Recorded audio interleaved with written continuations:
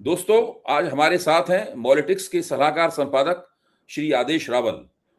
आदेश जी राजनीति की नब्ज पर अपनी उँगलियाँ रखते हैं और उसके अंदर तक की धड़कनें पकड़ लेने वाले पत्रकारों और राजनीतिक समीक्षक के तौर पर जाने जाते हैं। हर जगह आप टीवी चैनलों पर उनको देख सकते हैं और मॉलिटिक्स के सलाहकार संपादक तो वो हैं ही। आज वो हम लोगों के साथ हैं और हम एक ऐसे सवाल के ऊपर उनसे चर्चा करेंगे जिसकी आम तौर पर आजकल प्रिंट मीडिया में और इलेक्ट्रॉनिक मीडिया में दोनों जगह उपेक्षा होती है। और वो सवाल ये है कि देश का जो प्रमुख विपक्षी दल कांग्रेस, जिसके पास संसद में 100 सीटें हैं और जिसके नेता राहुल गांधी विपक्ष के नेता हैं, उनकी संवैधानिक हैसियत है, और नरेंद्र मोदी के मुकाबले देश के कई हिस्सों में वो लोकप्रियता के मामले में काफी कड़ी टक्कर देते हैं और पूरे दक्षिण भारत में, पंजाब में, बंगाल में, इन सब जगहों पे तो नरेंद्र मोदी से लोकप्रियता की रेटिंग के मामले में आगे भी दिखाई पड़ते हैं। यहाँ तक कि 2024 के चुनाव के बाद तो वो कुछ दिनों तक उत्तर प्रदेश में भी लोकप्रियता की रेटिंग में नरेंद्र मोदी से आगे हो गए थे। लेकिन दिक्कत ये है कि मीडिया का आजकल जो रवैया है उसके बारे में अभी मैं कुछ कह के समय नहीं खर्च करना चाहता। वो कांग्रेस के बारे में, कांग्रेस के भीतर क्या हो रहा है इसके बारे में हमें ना के बराबर ही बताते। रोज सवेरे उठ के 7-8 अखबार पढ़ता हूं, अंग्रेजी और हिंदी के, लेकिन सारे अखबारों में कुल मिला के मुझे 1 या 1.5 खबर कांग्रेस के बारे में पढ़ने के लिए मिलती है। ये बहुत अफसोस की बात है। आदेश जी, इस कमी को मैं आपके वक्तव्य के जरिए पूरा करूंगा जो कि मीडिया में दिखाई पड़ रही है। कांग्रेस ने पिछले दिनों 2 बड़े निर्णय लिए। केरल के मुख्यमंत्री के तौर पर सतीशन की नियुक्ति और कर्नाटक में नेतृत्व का परिवर्तन। सिद्धरमैया से राहुल गांधी का कहना, सिद्धरमैया ने खुद स्वीकार किया है, सिद्धरमैया से राहुल गांधी का कहना कि आप छोड़ दीजिए सत्ता, अब आपकी जगह डी के शिव कुमार लेंगे वो। और साथ में वो कोशिश करते हुए दिखाई पड़े कि पंजाब में किस तरीके से पार्टी के नेतृत्व को और चाक चौबंद किया जाए, पंजाब में पार्टी के नेतृत्व को और बेहतर किया जाए, क्योंकि वहां पे स्थानीय निकायों के जो चुनाव के नतीजे आए वो कांग्रेस के लिए किसी सदमे से कम नहीं है। तो ये जो कांग्रेस के भीतर घटित हो रहा है, मैं ये नहीं कह रहा कि आप पंजाब के नतीजों के बारे में बोलें, या जो कांग्रेस के भीतर घटित हो रहा है, क्या ये एक नई प्रक्रिया है, एक पैराडाइम शिफ्ट है कांग्रेस में नेतृत्व के मसलों को, झगड़ों को निपटाने का, या कुछ अचानक घटित हो गई घटनाएं, हम इसमें कुछ ज्यादा पढ़ने की कोशिश कर रहे हैं, या कुछ नई परंपराएं, नई नजीरें कांग्रेस के अंदर बन रही हैं राहुल गांधी के नेतृत्व में? आदेश जी। शुक्रिया आवे जी, जो आपने जैसे आपने शुरुआत की उस हिसाब से कि देखिए, मुझे लगता है कि राहुल गांधी के जो तमाम खटाखट फैसले हो रहे हैं, जो अक्सर कांग्रेस पार्टी जानी जाती थी कि वो फैसले नहीं करती है, उसकी बड़ी वजह है मिशन 2029। राहुल गांधी ने अपना टारगेट सेट कर लिया कि मैं जो फैसले अभी कर रहा हूँ, उसका सारा जो इम्पैक्ट आएगा वो 29 के चुनाव पे आएगा और मुझे एक-एक करके वो सारे जहाँ-जहाँ कमियाँ हैं, उन सबको ठीक करना है। तो सबसे पहले एक जो है शुरुआत केरल से हुई। केरल से भी पहले शुरुआत हो गई थी तमिलनाडु से। तमिलनाडु में एक झटके में डीएमके को छोड़ दिया, जो सबसे पुराना एलाय था, ट्रस्टवर्दी था, और तमिलनाडु प्रदेश कांग्रेस कमेटी के तमाम नेता, उसमें अगर मैं सिर्फ छोड़ दूँ चिदम्बरम साहब को और वहाँ के तमिलनाडु कांग्रेस के अध्यक्ष को, बाकी पूरी प्रदेश कांग्रेस कमेटी, तमाम नेता, सांसद, विधायक, पूर्व विधायक, सांसद, सब लोग इस बात के पक्ष में थे कि भाई टीवीके के साथ अलायंस होना चाहिए। ये चुनाव से पहले की बात कर रहा हूँ मैं। और अलायंस होना चाहिए, और 28 सीटें कुल दी थी तमिलनाडु में डीएमके ने कांग्रेस पार्टी को, जो पहले लगभग 44-45 सीट दिया करते थे। राहुल गांधी की मांग थी कि हमें कैबिनेट भी मिले, हमें बोर्ड कॉर्पोरेशन भी मिले, सीटें भी बढ़ें। लेकिन कुछ परिस्थितियाँ ऐसी बनी कि खड़गे साहब के दबाव में वो समझौता करना पड़ा, लेकिन जैसे ही नतीजे आए, उसके तुरंत बाद कांग्रेस पार्टी ने टीवीके के साथ हाथ मिला लिया और ये समझौता हुआ है, ये लोकसभा चुनाव तक है। बोर्ड कॉर्पोरेशन में है, राज्यसभा में है, लोकसभा में है, हर स्तर पे समझौता हुआ है, जबकि 5 विधायक जीते, समर्थन दिए, जिसमें से 2 मंत्री बन गए, लगभग 60 साल के बाद। तो शुरुआत हुई थी तमिलनाडु से, फिर वो केरल पहुंची। केरल में 61 साल के सतीशन को मुख्यमंत्री बनाया गया। देखिए, वहाँ क्या हुआ कि इस बात को वेणुगोपाल अच्छे से समझते थे कि राहुल गांधी बहुत लोकतांत्रिक आदमी हैं, वो विधायकों की पसंद के साथ जाएँगे, जहाँ विधायक कहेंगे कि ठीक है, हमें फलाँ नेता पसंद है। तो वेणुगोपाल ने बड़े अच्छे तरीके से राहुल गांधी को डिकोड करके और विधायकों को मैनेज कर लिया था। तरीका कुछ भी रहा हो, वो एक अलग विषय है। और ये आधिकारिक बयान है वहाँ की प्रभारी का, दीपादास मुंशी का, कि विधायकों की चॉइस में वेणुगोपाल नंबर 1 थे। हुँ, 2 पर्यवेक्षक गए, मुकुल वासनिक और अजय माकन। हुँ, उनकी रिपोर्ट भी यही कहती है कि विधायक जो वेणुगोपाल के साथ है। लेकिन ए.के. एंटनी, प्रियंका गांधी, वहाँ का संगठन, उसके आगे वेणुगोपाल जो है वो हार गए और राहुल गांधी ने वो फैसला किया जो किसी ने उम्मीद नहीं की थी। उन्होंने वेणुगोपाल को छोड़ के सबसे ट्रस्टवर्दी उनके नज़दीकी व्यक्ति हैं, पार्टी का जीएसओ हैं, जो कांग्रेस प्रेसिडेंट और ट्रेज़रर के बाद महत्वपूर्ण पद है। तो 61 साल के सतीश चंद्र को वहाँ का मुख्यमंत्री बना दिया। अब बात आई कर्नाटका की। कर्नाटका के परिवर्तन में बहुत सारे फैक्टर्स हैं अभय जी, और वो उसकी शुरुआत होती है, हुँ, सबसे पहले इसकी शुरुआत हुई थी जब 2.5 साल पूरे हुए थे, लगभग 4-5 महीने पहले की बात है। जी, और तब क्या हुआ था, तब खड़गे साहब ने विधायकों को कहा था कि हाँ, 2.5 साल का वायदा हुआ था, मेरे सामने हुआ था और हुँ, सोनिया गांधी के सामने भी हुआ था। हुँ, दूसरा सबसे बड़ा फैक्टर ये था कि 2 साल बाद जब विधानसभा चुनाव होगा 28 में, हुँ, तो सिद्धरामैया की आयु 80 वर्ष हो जाएगी। तो हुँ, 80 वर्ष के व्यक्ति के साथ चुनाव में जाना थोड़ा-सा पार्टी को दिक्कत लग रही थी।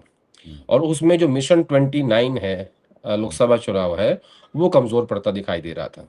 हुँ, तो 2.5 साल का वायदा निभाया, एक हुँ, नई लीडरशिप दी, 64 साल के डीके शिव कुमार को वहाँ का मुख्यमंत्री बनाया और ये हुँ, तय कर दिया कि हमारी सेकंड लाइन ऑफ लीडरशिप ये है। हुँ, दूसरा, बार-बार एक मैसेज जा रहा था कि भाई आला-कमान जो वादा कर देता है या तो करे मत, हुँ, और अगर करता है तो उसको पूरा करना चाहिए। हुँ, आपके आपके शब्दों की वैल्यू होनी चाहिए। जी, ये भी उसमें एक बड़ा फैक्टर हुँ, बार-बार उभर के आ रहा था, क्योंकि पहले कई राज्यों में ऐसा हुआ है कि जहाँ आपने वायदे कर दिए लेकिन वो पूरे नहीं हो पाए। हुँ, तो इस तरीके से अब आप देखेंगे कि आपने पंजाब का ज़िक्र किया, राजस्थान भी उसमें है। दक्षिण भारत और उधर आंध्र प्रदेश में जगन रेड्डी से बातचीत चल रही है समझौते की। अच्छा, अ, पश्चिम बंगाल में आप देखिए, कल जैसे ही अभिषेक बनर्जी पे अटैक हुआ तो राहुल गांधी ने तुरंत फ़ोन किया उन्हें और ये कहा कि जो आपको आवश्यकता है मैं आपके लिए खड़ा हूँ। और इवन 6 या 8 जून को एक दिल्ली में महत्वपूर्ण बैठक होने वाली है इंडिया अलायंस की, हुँ, जो ममता बनर्जी के कहने पे ही बुलाई गई है। अच्छा, और उसमें सबसे मेन बात ये है कि वो वोट चोरी के मुद्दे पे राहुल गांधी से समर्थन माँग रही हैं। हुँ, जिस इंडिया अलायंस का उन्होंने कभी सम्मान नहीं किया, जिस इंडिया अलायंस को उन्होंने लोकसभा चुनाव में एक सीट नहीं दी, जिस इंडिया अलायंस के किसी भी विषय पे उनका समर्थन नहीं किया, हुँ, आज ममता बनर्जी चुनाव हारने के बाद अब उनसे समर्थन माँग रही हैं, किससे? राहुल गांधी से। हुँ, जिस राहुल गांधी को 2024 के लोकसभा चुनाव से पहले विपक्षी पार्टियां मानने के लिए राजी नहीं थी, आज एक-एक करके सब चुनाव हार गई हैं और हुँ, आज सब मजबूरन राहुल गांधी को नेता मानने के लिए मजबूर हैं। हुँ, तो ये कुछ इस तरीके का मैटर है। और पंजाब का आपने ज़िक्र किया, पंजाब की एक परसों बैठक हुई थी। उस बैठक में देखिए, जो वहाँ के प्रदेश अध्यक्ष हैं और जो नेता प्रतिपक्ष हैं, हुँ, वो दोनों ही कांग्रेस पार्टी के जड़ सिख नेता हैं, प्रताप सिंह बाजवा और राजा वड़िंग। हुँ, और खड़गे साहब का ये मानना है कि दोनों में से एक को बदल देना चाहिए। हुँ, अब क्योंकि प्रताप सिंह बाजवा विधायक हैं और राजा वड़िंग सांसद हैं, हुँ, चरणजीत सिंह चन्नी सांसद हैं, रंधावा सांसद हैं, हुँ, तो ऐसी स्थिति में विधायक तो आपके पास है नहीं जो रिप्लेस कर दे प्रताप सिंह बाजवा को। हुँ, तो आपके पास ऑप्शन बचता है कि आप प्रदेश अध्यक्ष को ही चेंज करें। हुँ, लेकिन राहुल गांधी इस बात के पक्ष में नहीं है। एक बैठक परसों 2 जून को होगी, जिसमें ये फाइनल डिसीजन लेंगे। हुँ, और मैं पहली बार आपके दर्शकों के लिए खुलासा कर देता हूँ कि मुझे ऐसा लगता है, ये मेरी व्यक्तिगत राय है, कि कांग्रेस पार्टी हुँ, किसी हिंदू चेहरे के साथ चुनाव में जाएगी, हुँ, जो दिल्ली आलाकमान का व्यक्ति होगा, ठीक हुँ, है? चन्नी साहब को ऑफर देंगे कैंपेन कमेटी चीफ का और प्रताप सिंह बाजवा रहेंगे नेता प्रतिपक्ष। हुँ, यानी एक जट सिख, एक दलित और एक हिंदू चेहरा। हुँ, एक कॉम्बिनेशन बनाने की कोशिश हो रही है, क्योंकि बीजेपी ने हुँ, एक हिंदू नेता को नहीं बल्कि एक जट सिख को अपना प्रदेश अध्यक्ष बनाया है। ढिल्लों को, ढिल्लों को। जो ढिल्लों साहब को, केवल सिंह ढिल्लों को, जो कि मेरे लिए सरप्राइजिंग था। कि जिस तरीके से हरियाणा के मुख्यमंत्री नैब सिंह सैनी पगड़ी पहन के पंजाब में लगे हुए हैं 1 डेढ़ साल से, और जिस हिसाब से वो ओबीसी को टारगेट कर रहे थे पंजाब के अंदर, और उसके बाद केवल सिंह ढिल्लों का, एक पूर्व कांग्रेस के नेता हैं वो, और वो भी लगभग 76 साल के आसपास के हैं, उनको बनाना मतलब कोई पॉलिटिकल मैसेज समझ नहीं आता उसमें। जी, अभी मैं एक समीक्षा सुन रहा था एक वरिष्ठ पत्रकार की, मैं नाम ले लेता हूं, राजदीप सरदेसाई जी। तो राजदीप सरदेसाई ये फरमा रहे थे कि राहुल गांधी डी के शिव कुमार को मुख्यमंत्री बनाने के पक्ष में नहीं थे। तो अगर सोनिया गांधी ने हस्तक्षेप नहीं किया होता, मोटी मोटी बात बता रहा हूं, बातें तो बहुत छोटी बात यह है, अगर सोनिया गांधी ने हस्तक्षेप नहीं किया होता तो शायद ये कर्नाटक में सत्ता का ये परिवर्तन जो हुआ है, नेतृत्व का परिवर्तन हुआ है, ये मुमकिन नहीं होता। हालांकि मैं उनकी बात से सहमत नहीं हूं, समझ में नहीं आती, लेकिन ये भी एक विश्लेषण का परिप्रेक्ष्य है कि अभी भी राहुल गांधी कांग्रेस के अंदर जो वो चाहते हैं वो नहीं कर पा रहे हैं, उनके ऊपर उनकी माँ का दबाव होता है या उनकी बहन का दबाव होता है या कुछ और दबाव होते हैं। मेरी समझ तो ये बनती थी कि राहुल गांधी असलियत को देख रहे हैं, राजनीति को देख रहे हैं, जैसा कि अभी आपने कहा भी कि 80 साल के क्या नेतृत्व करेंगे वो, और दूसरे 2000 मिशन जो 2029 है उसको भी ध्यान में रखना है कि आखिरकार वहां भी दूसरे कर्नाटक में कोई पार्टी दोबारा चुनाव नहीं जीतती 80 दशक के बाद में। 80 दशक के पहले हालत ये थी कि जो सत्ताधारी पार्टी ही हमेशा चुनाव जीतती थी दूसरा लगातार, और 80 के बाद आज तक कोई भी पार्टी दोबारा चुनाव नहीं जीती है। तो क्या कांग्रेस के दिमाग में ये भी था, राहुल गांधी के दिमाग में, कि भाई एक ऐसा नेता बनाओ जो कि अहिंदा की जो थ्योरी है वोट बैंक की, उसके साथ में वो किलेगांव को जोड़ सके। जी आदेश जी। नहीं, ये सब तो रहा ही होगा, लेकिन राजदीप जी बहुत वरिष्ठ पत्रकार हैं, अक्सर मैं उनके साथ कई डिबेट्स में होता हूँ ललन टॉप के, तो मैं उस पर कमेंट नहीं करना चाहता, लेकिन मैं गांधी परिवार को अलग करके नहीं देखता, जितना मेरा एक्सपीरियंस है। राजदीप जी मुझसे बहुत वरिष्ठ हैं। सोनिया गांधी या प्रियंका गांधी या राहुल गांधी, मुझे लगता है कि इन तीनों ने बैठ के एक कलेक्टिव फैसला किया होगा और उसके बाद किसी नतीजे पे पहुंचे होंगे, और उसमें उसमें बहुत सारे फैक्टर्स होते हैं। कुछ फैक्टर्स तो वो होते हैं जिसकी चर्चा हम आपस में बैठ के कर लेते हैं, कुछ फैक्टर्स वो भी होते हैं जिनकी चर्चा हम नहीं कर सकते या नहीं कर पाते। लेकिन मैं ऐसा नहीं मानता कि राहुल गांधी की इच्छा के बगैर डी के शिव कुमार वहां के चीफ मिनिस्टर बन सकते थे। ये मेरी व्यक्तिगत राय है। देखिए, राहुल गांधी आज की डेट में पार्टी के सर्वसर्वा है। सोनिया गांधी ने इंटरवीन करना छोड़ रखा है, और भारतीय राष्ट्रीय कांग्रेस से लेके पार्टी के संगठन महासचिव, पार्टी के ट्रेजरर, राज्यों के अध्यक्ष, राज्यों के नेता प्रतिपक्ष, वो सब राहुल गांधी के लोग हैं। राहुल गांधी ने धीरे धीरे पूरी पार्टी पे अपना कब्जा जमाया हुआ है। अब उसमें भी कई बार ये बात उठती है कि भाई ये आदमी प्रियंका गांधी का है, ये आदमी राहुल गांधी का है। ये बात सही है। प्रियंका गांधी के अपने लोग हैं पसंदीदा, और राहुल गांधी के अपने हैं। दोनों की लाइकिंग और डिसलाइकिंग अलग अलग है। लेकिन उसके बावजूद भी प्रियंका गांधी का पार्टी की डेली की जो कार्यशैली है, जो काम करने का तरीका है, जो काम होता है, वो उसमें इंटरवीन नहीं करती हैं। अब क्योंकि वो राजनीति का हिस्सा है, क्योंकि अब वो सांसद हैं, वायनाड से, केरल से सांसद हैं, तो मैं इतना ज़रूर कहूँगा कि ये बात सही है कि प्रियंका गांधी का समर्थन हमेशा से डी के शिव कुमार को रहा है। तो ये एक कलेक्टिव डिसीजन है गांधी परिवार का। ये नहीं कह सकते कि इसमें राहुल गांधी राजी नहीं थे। ऐसा ऐसा मैंने कभी देखा नहीं है कि वो किसी बात पे राजी ना हो और उस बात के लिए मान जाए। अमूमन राहुल गांधी एक इंसान के रूप में एक जिद्दी इंसान है, जो वो ठान लेते हैं फिर करके छोड़ते हैं। और बार-बार सिद्धरामैया जी एक बात कहते थे कि नहीं, जिस दिन मेरे नेता राहुल गांधी मुझे कहेंगे कि आपको रिज़ाइन करना है, तो मैं कर दूँगा, और वैसे ही हुआ। जब वो बैठक चल रही थी तो राहुल गांधी और सिद्धरामैया दोनों अलग से बैठे, और राहुल गांधी ने उनको कहा कि नहीं, आपको अब रिज़ाइन करना है, और मैं आपकी लेगेसी की बहुत सम्मान करता हूँ और चाहता हूँ कि आप मेरे साथ काम करें दिल्ली में। हम लोग मिशन 29 के लिए काम करेंगे, और आपका जो एक्सपीरियंस है उसकी मुझे आवश्यकता है। तो सिद्धरामैया ने कहा कि देखिए, ये फैसला मैं अकेले नहीं कर सकता, इसमें मेरे परिवार के लोग, मेरे साथी जो पार्टी में हैं, मुझे सबसे चर्चा करनी होगी, तब मैं आपको बता पाऊंगा। और फाइनली उन्होंने राज्यसभा आने से मना कर दिया। तो उनकी उस बात का भी सम्मान हुआ है।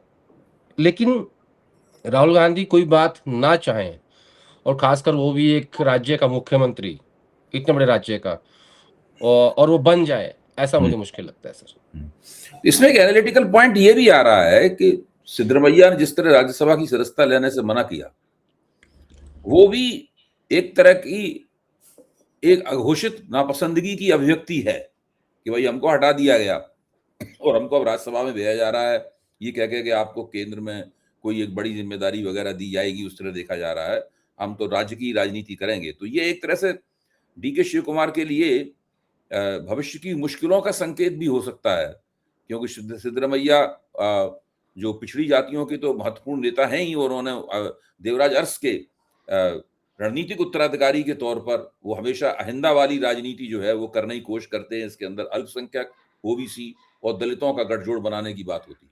जी। नहीं, मुझे लगता है कि इससे कहीं ज़्यादा जो साउथ के नेता हैं, ज़्यादातर नेता, जैसे हम्म, रमेश चन्नीथला हैं, रमेश चन्नीथला को बहुत पहले हम्म, पार्टी के संगठन महासचिव का पदोत्तर हुआ था। उन्होंने कहा, नहीं, मैं स्टेट में इंटरेस्टेड हूँ। वहाँ अच्छा। के नेता अपने स्टेट से बाहर आना नहीं चाहते हैं, उनकी जो राजनीति है वही है। हम्म, सिद्धरमैया जनता के नेता माने जाते हैं, वो बहुत पॉपुलर नेता हैं, पब्लिक उनके हाथ को टच करके और उसको प्रणाम करती है। हाँ, तो भाषण भी मुझे बहुत लगता है, अच्छा देते हैं। हाँ, भाषण भी अच्छा देते और हैं और बहुत संस्कृति के लिहाज से भी बहुत जुड़ाव रखते हैं कर्नाटका के लोगों से और वहाँ की संस्कृति से। तो मुझे लगता है कि अ, एक तो वो चाहते हैं कि उनके उनके बेटे को वो किस तरीके से एस्टैब्लिश करें राजनीति में, हम्म, धीरे-धीरे करके। और उनको दिल्ली की राजनीति रास नहीं आएगी, क्योंकि जिस हिसाब की उनकी जो उनके नेता हैं, क्षेत्र में जाना है, लोगों से बात करनी है, उनसे मिलना है। तो जब आप जनता के बीच से निकल के आते हो और आपका इतना तजुर्बा है 40 साल का, उससे भी ज़्यादा का बल्कि, तो आपके लिए बड़ा मुश्किल होता है कि आप दिल्ली में आके बैठ जाओ और यहाँ पे आप वर्किंग कमेटी के सदस्य बन जाओ, राज्यसभा बन जाओ और उसके बाद आप एक राज्य के महासचिव प्रभारी बन जाओ, तो वो आपको रास नहीं आएगा और उसमें ऐज भी एक बड़ा फैक्टर होता है। हम्म, जब आप चीफ मिनिस्टर होते हो 78 की आयु में, 78 साल की आयु में, तो आपके आस-पास एक डॉक्टर्स का पैनल होता है जो आपका आपका ख़्याल रखता है, ठीक है? तो आदमी अपने कम्फ़र्ट से ही बाहर आना नहीं चाहता।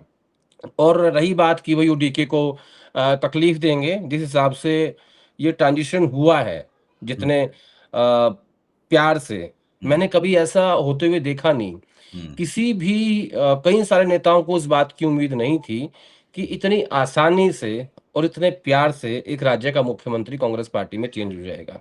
याद कीजिए आप, जब गहलोत साहब को चेंज करने की बात थी, हम्म, कैसे वो उड़ के जैसलमेर चले गए थे एक प्राइवेट प्लेन से, उसके बाद विधायक दल की बैठक बुलाई गई थी, वो बैठक नहीं हो पाई, ठीक है? आज उसके बाद फिर खड़गे साहब को राष्ट्रीय अध्यक्ष बनाया गया था। अगर अगर उस टाइम पे अशोक गहलोत राष्ट्रीय अध्यक्ष हो गए होते, तो कांग्रेस पार्टी की कोशिश ये थी कि एक ओबीसी चेहरे के साथ हम आगे बढ़ें। लेकिन उनकी जिद इस बात की थी कि सचिन पायलट ना बन पाए, इसलिए हम्म, वहाँ पे विद्रोह हो गया और वो विद्रोह ऐसा हुआ कि आज तक गहलोत साहब की जो गाड़ी है वो पटरी पे नहीं आई है। हम्म, वो अभी भी नीचे ही चल रही है। हम्म, तो परिस्थितियाँ होती हैं। मुझे लगता है कि सिद्धरमैया ने एक सुलझे हुए पॉलिटिशियन का जो उनका जो एक्सपीरियंस है उसका परिचय दिया है और अपने उनको ये भी कह दिया गया था कि जो भी आप चाहते हैं, हम्म, उसकी सूची आप हमें दे दो। इसीलिए वो सेकंड टाइम दिल्ली आए हम्म, और कांग्रेस पार्टी ने 5 से 6 घंटे में एक राज्य का मुख्यमंत्री चेंज कर दिया हम्म, और उसमें चूँ तक नहीं हुई।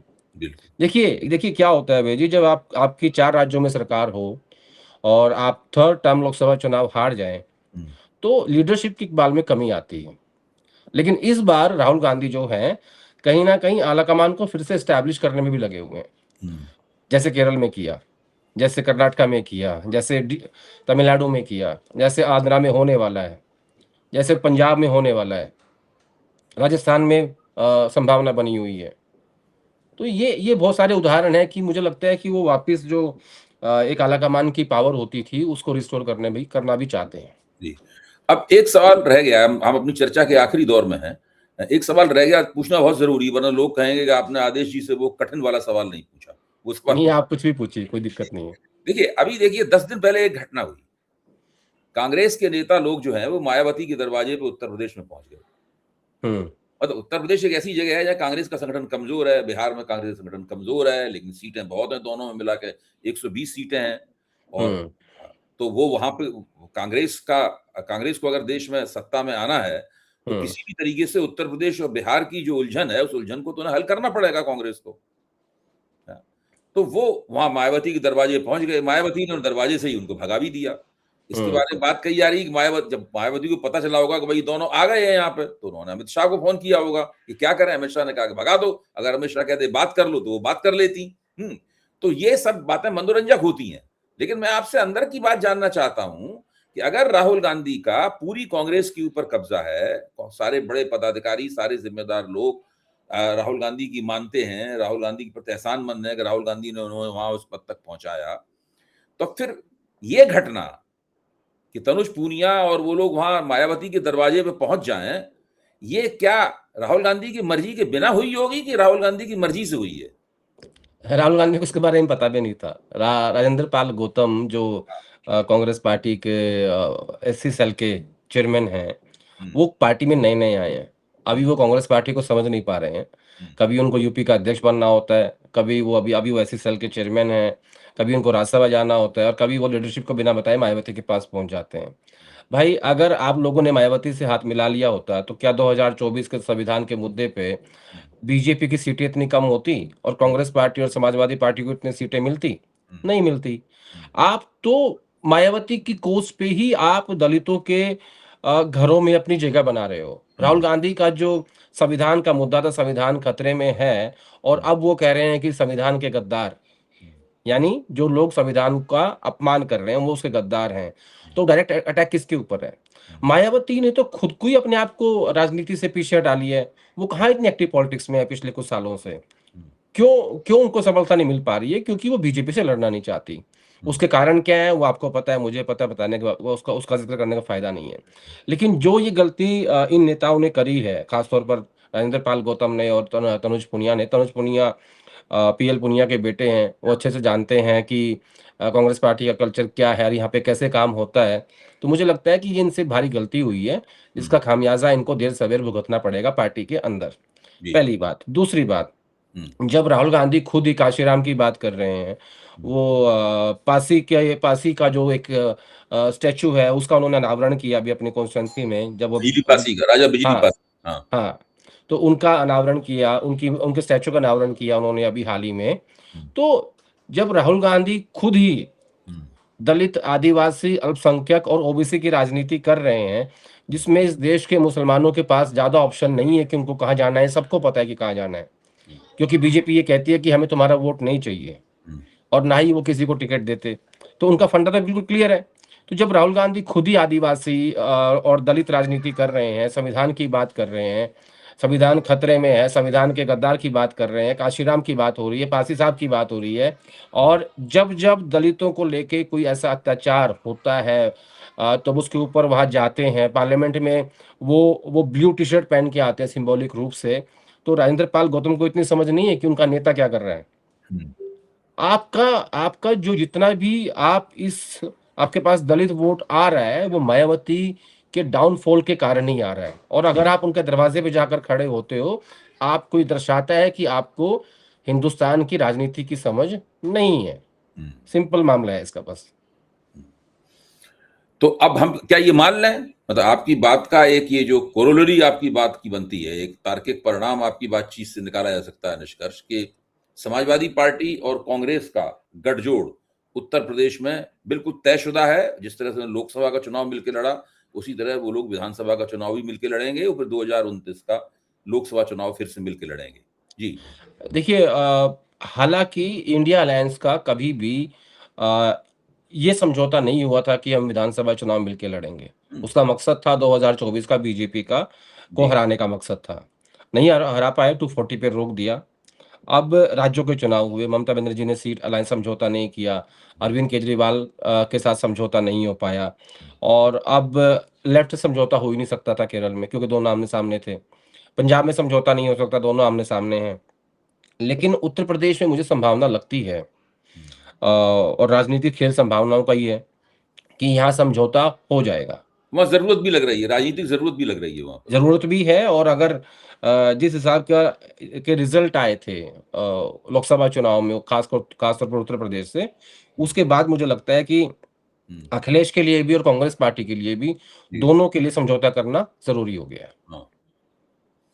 अच्छा, तो ये एक बात, बस आखिरी बात, इसके बाद नहीं।